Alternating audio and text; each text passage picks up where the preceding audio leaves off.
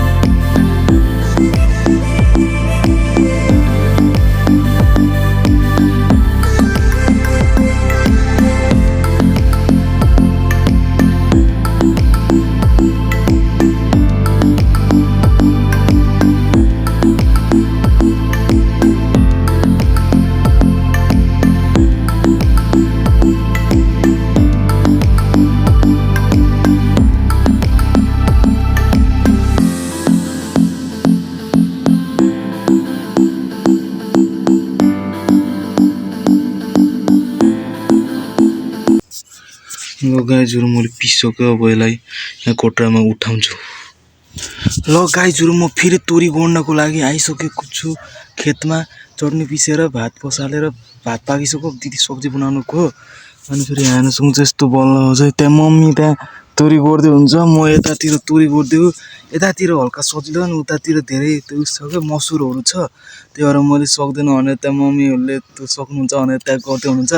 अनि म फेरि यता त्यो धेरै त्यो मसरुम नभएको ठाउँमा यस्तो गोड्दैछु गाईजहरु। अनि त्यसपछि दिदीले अहिले बोलाएपछि फेरि हामी भात खान जान्छौँ। अनि अहिले एकछिन हामी गर्दैछौँ, फेरि तुरी गोड्दैछौँ, फेरि एकछिनमा भेटौँ। ल गाईजहरु, अब हामी भात खानको लागि जाँदैछौँ। दिदीले फोन गरेर भात खाना पाकिसक्यो, अब छिटो खाना भनेर अब हामी मम्मी र म खाना जाँदैछौँ। अगाडि हिँड्नु अनि अरूहरूले पनि तुरीहरू गोड्दैछन्। अब त्यसपछि भात खाएर अनि भाँडासाँडा माझेर फेरि हामी पनि फेरि तुरी गोड्नको लागि जान्छौँ, आउँछौँ गाईजहरु। फेरि यहाँसम्म हेरेर माया दिएकोमा पनि धन्यवाद।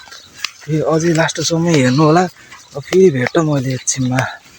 ल गाईजहरु, अब म खेतमा जाँदैछु। मम्मीहरू, भेनाहरू, दिदीहरू सबै गइसकेको छन् खेतमा। म पनि जाँदैछु भाँडा माझेर। अब म जान लाग्छु पानी लिएर। ल गाईजहरु, यस्तो खट्टा चर्को घाम लागेको छ, आजको दिन त बब्बाल छ।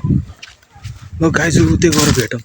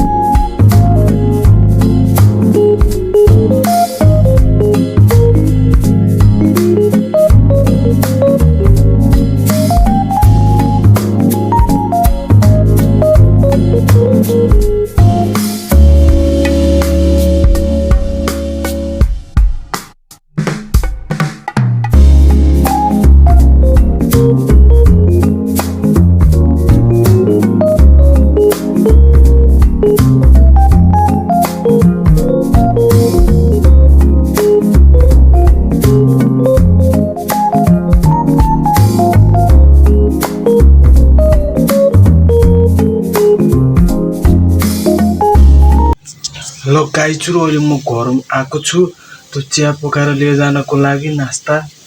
यहाँ चिया अलमोस्ट पाकिसकेको छ उम्लेर। अब यसलाई देउरीमा हालेर फेरि लिएर जानेवाला छु अनि फेरि हामीले खानेवाला छौँ। र गाईचुरु अब हामी चिया खाना थालेको छौँ नास्ता। यहाँ दिदीले यहाँ चाउचाउ र भुजा मोल्दै भेना त्यहाँ बस्नुभयो। फुपू पनि चाउचाउ खान लाउनु भयो अनि मम्मी पनि चिया खाँदै हुनुहुन्छ। गाईचुरु अब हामी अब चिया खान्छौँ फेरि अहिले एकछिनमा भेटौँला।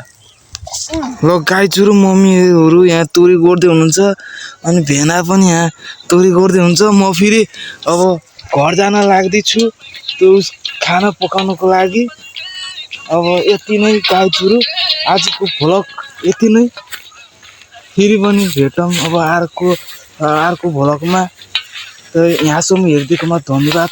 अझै सपोर्टहरू गर्दै जानु होला, कमेन्ट गर्दै जानु होला कि कस्तो लाग्यो तपाईँहरूलाई मेरो भ्लग। अब फेरि पनि भेटौँ अर्कोचोटि भन्दै बाई बाई।